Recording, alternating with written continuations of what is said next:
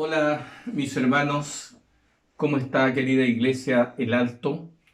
Es un privilegio para mí y también un gozo el poder estar compartiendo la palabra del Señor en este culto divino. Espero que nuestro buen Dios nos pueda bendecir en el estudio de su palabra. Hoy vamos a meditar en un mensaje que estará centrado en una porción de las Escrituras que para mí personalmente es de las más apreciadas, las más valoradas, quizás las más queridas. La declaración que vamos a leer son parte de los escritos del gran escritor del Nuevo Testamento, el apóstol Pablo. Y quisiera invitarles a leer en las Sagradas Escrituras el libro a los Hebreos. Hebreos capítulo número 10 y específicamente el versículo 35 hasta el 37 en la primera parte. Hebreos 10, 35 al 37. El apóstol Pablo se ha preocupado de poder argumentar con fundamento firme y con ciertamente conocimiento revelado por Dios la importancia de la fe en la vida del cristiano, en la vida del discípulo. No hay experiencia espiritual verdadera, no hay comprensión, no hay aprecio, no hay valoración del plan de salvación sin fe. Tanto es así que el apóstol dice que aún las promesas de Dios pueden tener efecto en la vida del ser humano solo a través de la fe y de la paciencia, entre otras virtudes que nos va mostrando este hombre de Dios. Leamos, mis hermanos, lo que dice allí el escritor bíblico. Hebreo 10, versículo 35. Dice así: no perdáis, pues, vuestra confianza, que tiene grande galardón. Qué declaración más maravillosa, querida Iglesia. No perdáis, pues, vuestra confianza. Bueno, el apóstol parte del supuesto que quienes profesan ser discípulos del Señor, que quienes integran la iglesia de Cristo, no pueden vivir una experiencia espiritual verdadera si no confían en Dios. El crecimiento cristiano está en directa relación y en directa proporción al fortalecimiento y al crecimiento de la fe, esto es, de la confianza en Dios, en su revelación, en su palabra, en sus promesas. Y mis hermanos, él en algún momento llega a decir que sin fe es imposible agradar a Dios, porque es necesario que el que se acerca a Dios crea que le hay y que es galardonador de los que le buscan. Por lo tanto, en gran medida la experiencia espiritual tiene relación directa con la fe. Este elemento espiritual vital, básico para la experiencia cristiana. Y él aquí le pide a la iglesia, entre muchos sabios consejos que por el Espíritu Santo le está enviando a la iglesia el apóstol Pablo, le dice: hermanos, queridos discípulos del Señor, por favor, si hay algo por la cual todos ustedes tienen que preocuparse, es que no se pierda la bendita fe. Esa virtud, esa compañera del cristiano, que tanto bien le hace, ¿cierto?, a la vida del que está siendo liberado y ha sido redimido y está siendo salvado por la acción de Dios, por la acción directa de su Hijo, nuestro Señor Jesucristo, y también por la obra del Espíritu Santo. Así, el consejo que el apóstol le está dando a la iglesia, mis hermanos, hermanas, no pierdan su confianza en el Señor. No perdáis, pues, vuestra confianza, que tiene grande galardón. Llegará la hora en que se entregará el galardón verdadero, es decir, el premio, la recompensa de aquellos que fiaron en el Señor en su vida y crecieron en esta bendita fe salvadora, en esta confianza de estar seguros de la realidad de Dios, de la realidad de Cristo, de la realidad del Evangelio que ha obrado cambios verdaderos, reales y profundos en la vida de nosotros los creyentes. Llegará la hora que gracias a esa fe que se desarrolló en vosotros, como obra de Dios, el Señor, en sentido figurado, podemos decir, algún día nos premiará. Porque es a través de este elemento espiritual vital que nosotros entramos a la experiencia de la gracia. Es a través de la relación de fe que podemos crecer también en el amor verdadero. Pues la fe obra por amor, lo dice también el apóstol. Pero aquí él está preocupado. Querida iglesia, amados y apreciados y estimados discípulos de Cristo, consiervos míos, si hay algo por lo cual todos tienen que preocuparse, es no permitir que se debilite la fe, que se erosione la fe, que sea dañada la fe. Hay que mantener esta experiencia maravillosa. Por eso él dice, no perdáis pues vuestra confianza, que tiene grande galardón.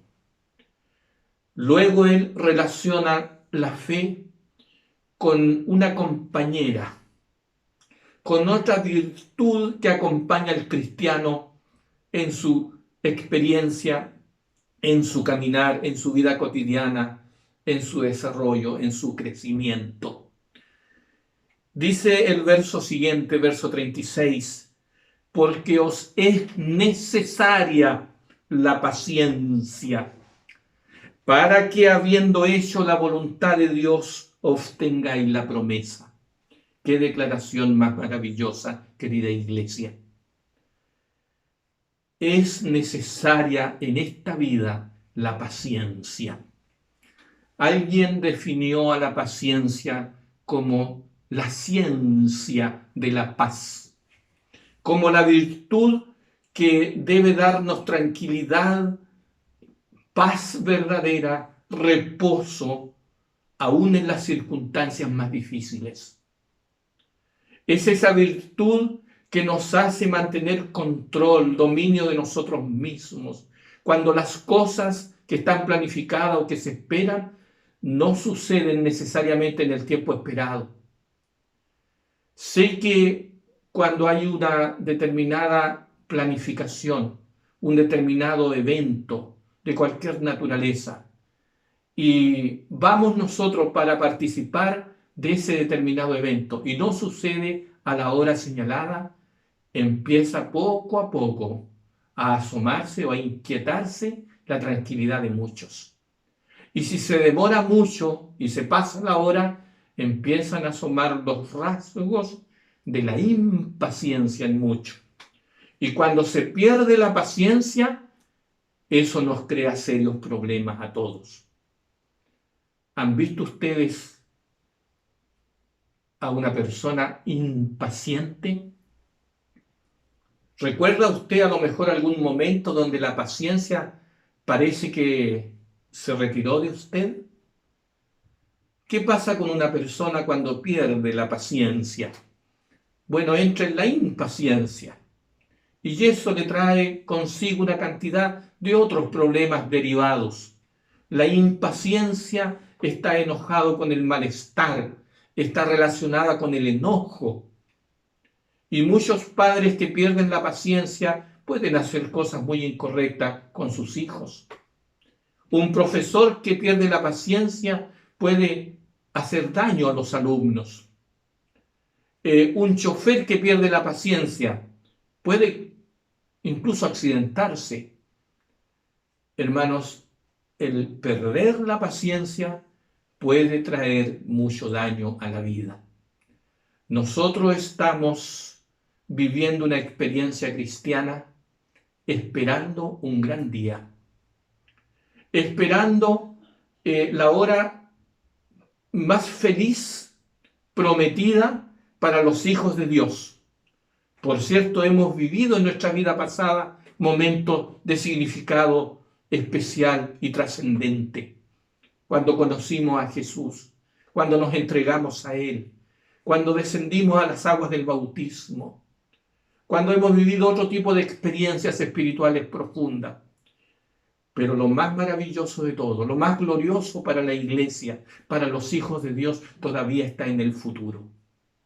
Y esta iglesia, que es la iglesia remanente de Dios en este tiempo tan complejo que el mundo vive, lleno de inquietudes, lleno de incertidumbre, el Señor por su palabra nos envía este mensaje: mis hijos, mis hijas, no perdáis pues vuestra fe, porque tendrá o tiene grande galardón.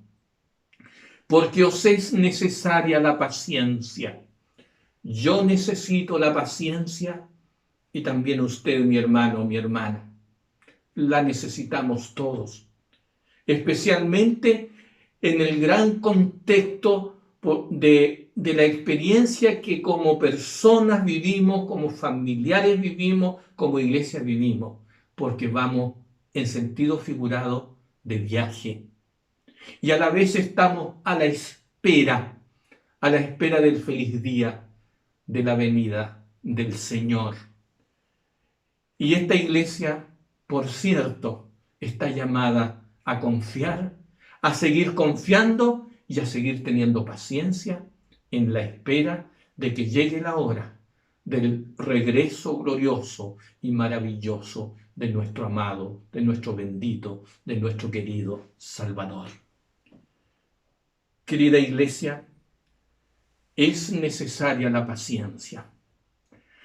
Pero agrega el apóstol, para que, habiendo hecho la voluntad de Dios, obtengáis la promesa.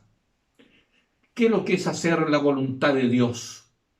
Nuestro Señor Jesucristo, cuando estuvo en la tierra, dijo a sus discípulos que la voluntad de Dios era que ellos creyeran en el enviado de Dios. El apóstol Pablo refiere allí en Primera de Tesalonicenses 4 que la voluntad de Dios es vuestra santificación, que confiemos en el Señor, que apreciemos su evangelio, que vivamos en el amor de Cristo, que podamos testificar de su amor, que podamos colaborar con su santa causa, que podamos representar correctamente al Señor, que podamos ser personas de fe verdadera y que entre otras virtudes desarrollemos la paciencia, para que obtengamos la mayor de todas las promesas. He dicho en algunas reflexiones que en la Biblia se encuentran miles de promesas, pero las promesas principales siempre están dadas a través de la persona del Hijo de Dios, de parte de Dios. La gran promesa de que nos envió el Padre un Salvador, eso tuvo cumplimiento ya histórico. Es historia que Cristo nació en esta tierra y que Cristo murió por nosotros. Ese acontecimiento histórico ya lleva unos 2000 años y nosotros estamos seguros de la veracidad del registro histórico e inspirado que nos cuenta esta bella historia de amor, ¿verdad?, en las páginas sagradas del libro de Dios. Pero, hermanos, también hay otras promesas que el Señor enviará su Espíritu, cierto, la promesa del Padre la llamó Cristo, que el Espíritu Santo vendrá para terminar la obra de Cristo en la iglesia que Él está preparando para venirla a buscar. Pero la promesa mayor de todas que está delante de nuestros días para nosotros, amada iglesia, queridos hermanos, apreciados amigos, dice relación con lo que dice el versículo siguiente, verso 37. Dice así: porque aún un poquito, iglesia, aún un poquito. El que ha de venir vendrá. Alabado sea el Señor.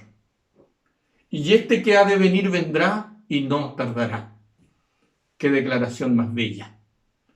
Qué mensaje precioso, incomparable, bendito es este.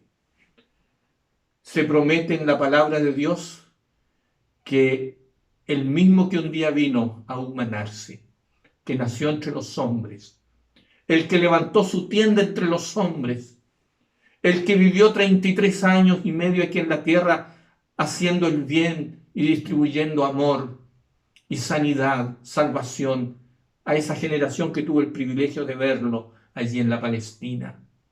A ese mismo ser maravilloso que por nosotros, por amor, cierto, y por misericordia y por gracia y bondad divina, entregó su vida por nosotros, como nuestro sustituto y también como nuestro garante, logrando sobre el poder del pecado y la muerte una victoria maravillosa y siendo para nosotros nuestra única garantía.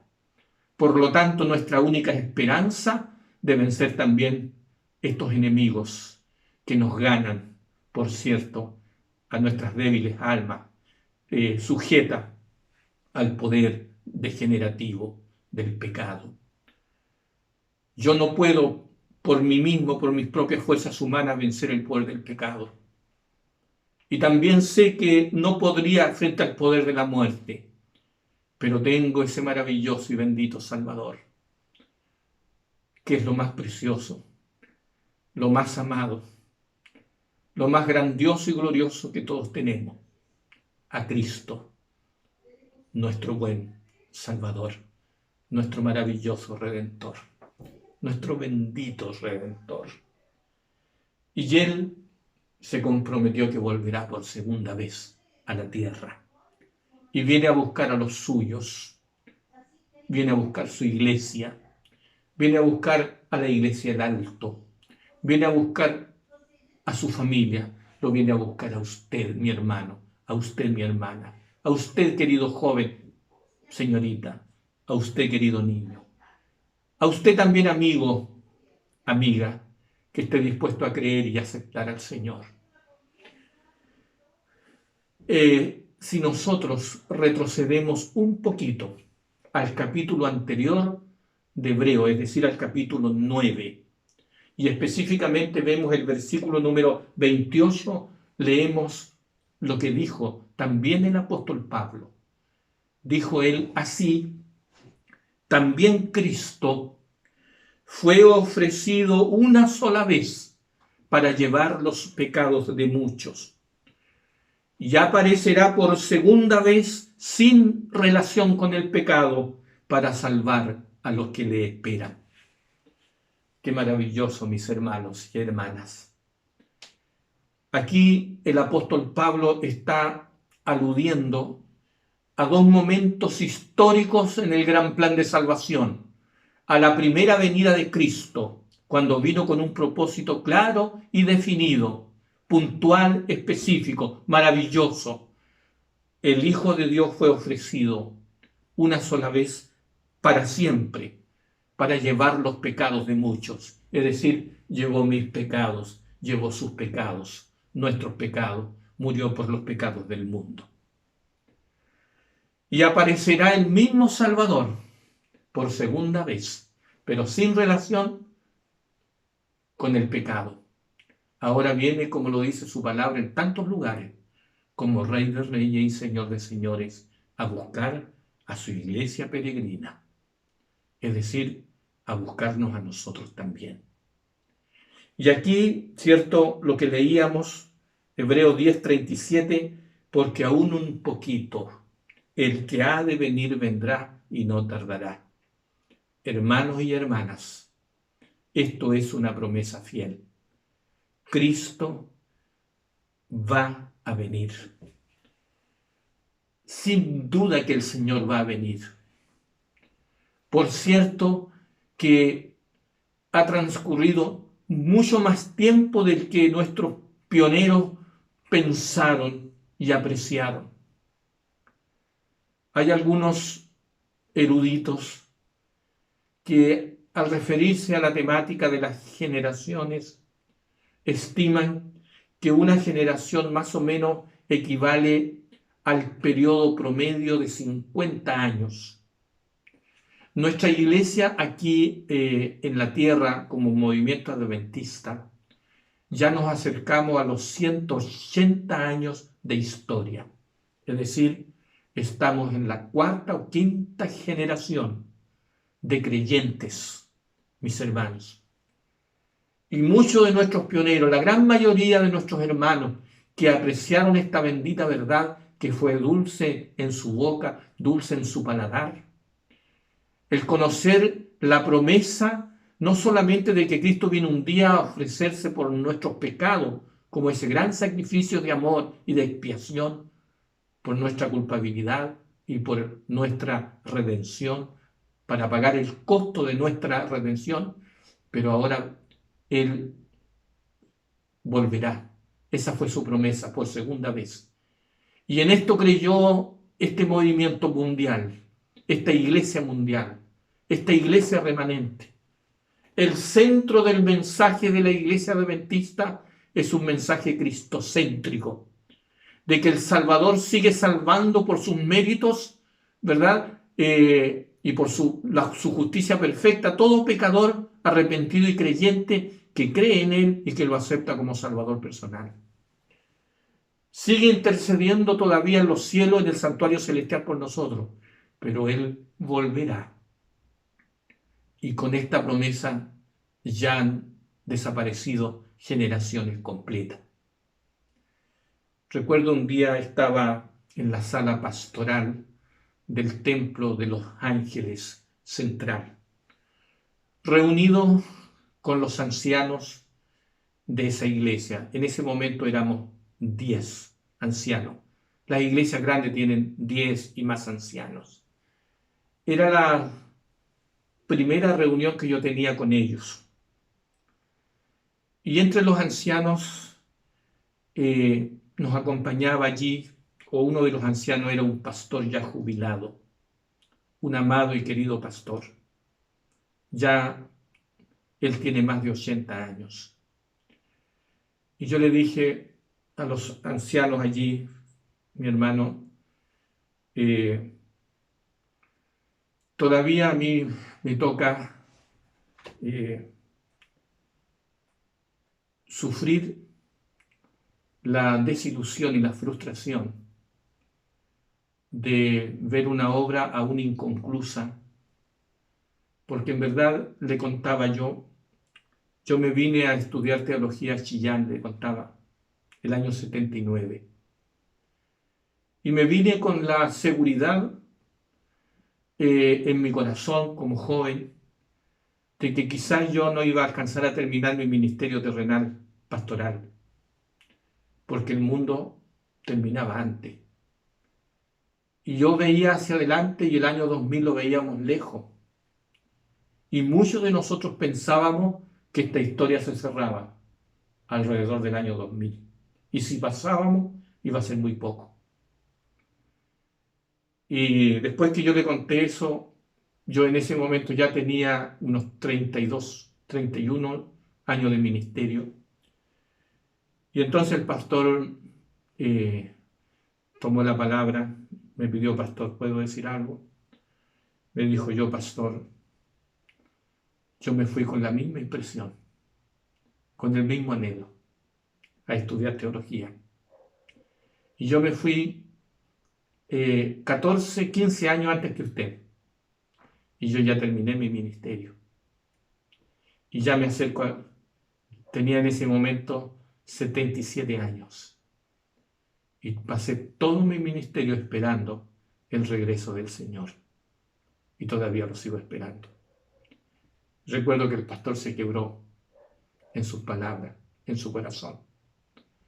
Hermanos, muchos de nosotros lo hemos esperado por muchos años, por décadas, y siempre ha constituido para nosotros la promesa de la segunda venida del Señor, nuestra más cara, nuestra más apreciada, nuestra más querida y bienaventurada esperanza.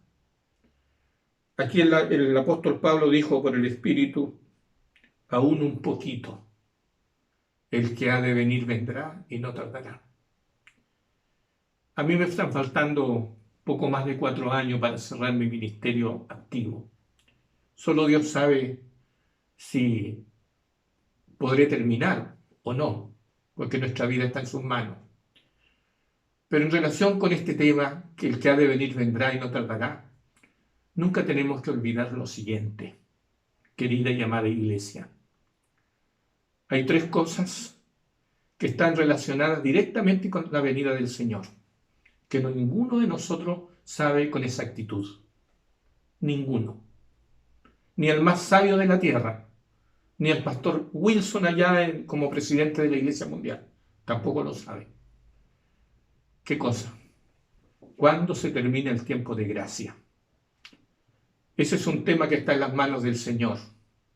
La evidencia histórica y profética revela y muestra que eso todavía está vigente, está abierta. Es decir, todavía hay oportunidad de preparación, de consagración de parte de nosotros, de arreglar plenamente toda nuestra vida y nuestras cuentas con el Señor, y también para que muchas personas conozcan el bendito evangelio de la redención, de la salvación en Cristo.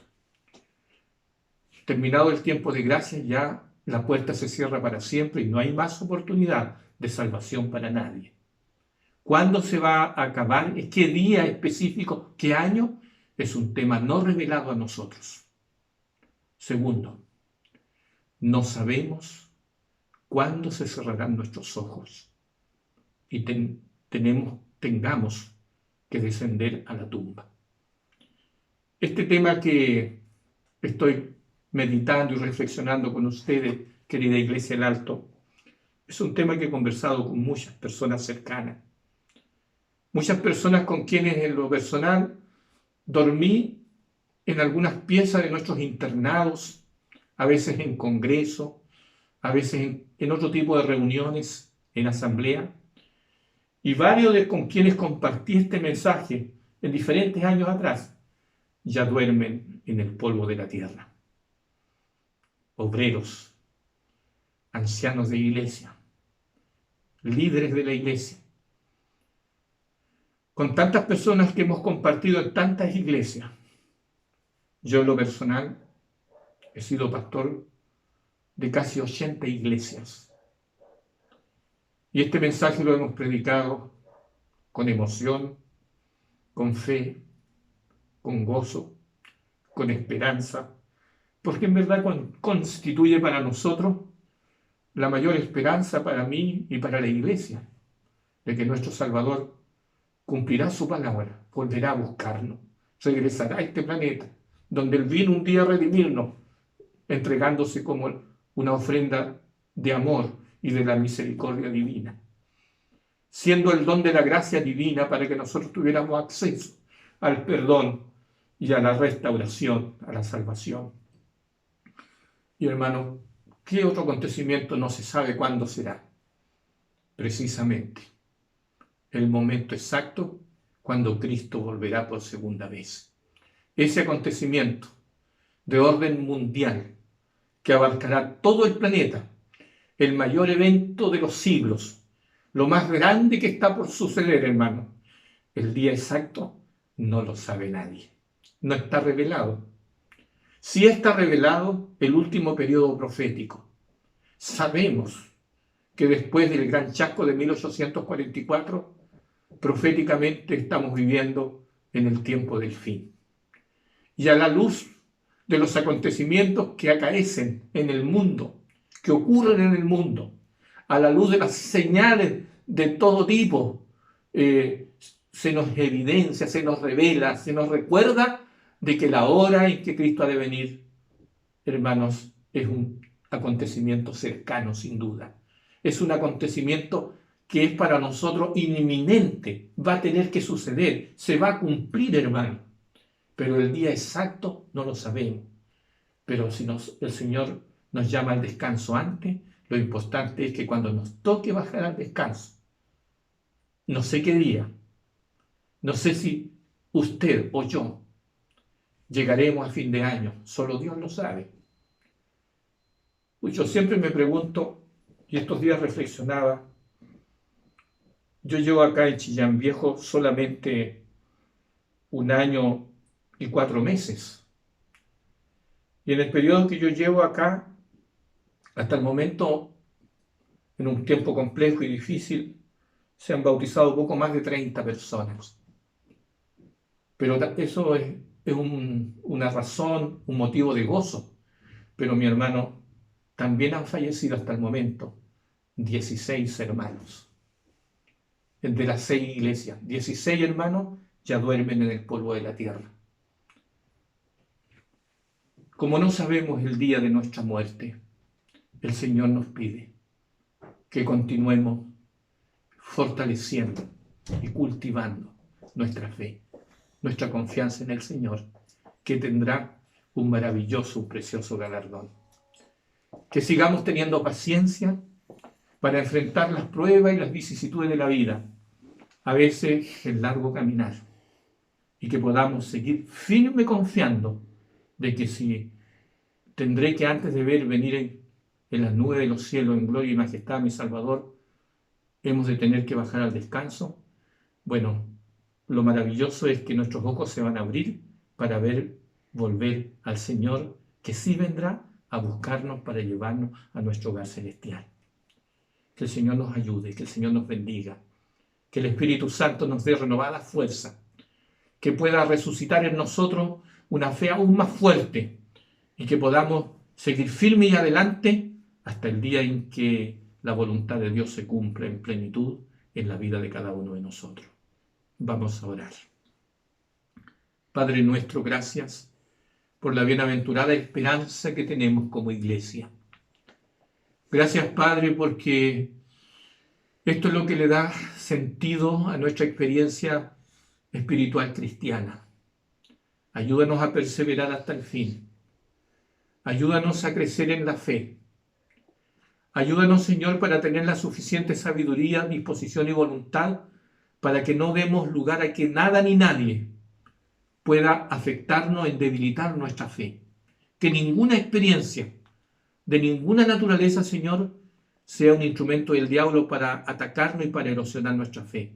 Muy por el contrario, fortalécela, Señor, a través de la vida de oración a que tú nos llamas, a una vida de consagración, a una vida de relacionamiento personal contigo.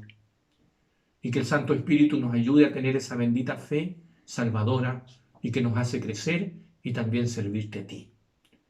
Por favor, danos también la bendición de tener paciencia en la vida, paciencia para aprender a esperar y para entender de que tú nos llamas a estar ocupados, para que la espera no resulte, Señor, gravosa, no resulte peligrosa o aburrida, sino que también experimentemos el sumo gozo de colaborar con tu bendita causa salvadora al colaborar en la predicación del Evangelio. Y ayúdanos, Señor, a cada día vivir el día como si fuera el último día y que nuestra vida esté plenamente a cuenta contigo. Bendice nuestra amada Iglesia El Alto, a todos sus integrantes, a nuestros hermanos y hermanas, a cada familia que integra esa congregación, Señor. Bendice a los corderitos del rebaño y a la iglesia no visible que tú vas a unir a esta congregación para que vivan la experiencia de la fe y tengan el gozo de experimentar y de vivir y de disfrutar tu gran salvación. Quédate con nosotros. Danos de gracia una vez más tu bendición. Oramos agradecidos en el nombre de Jesús. Amén. Amén.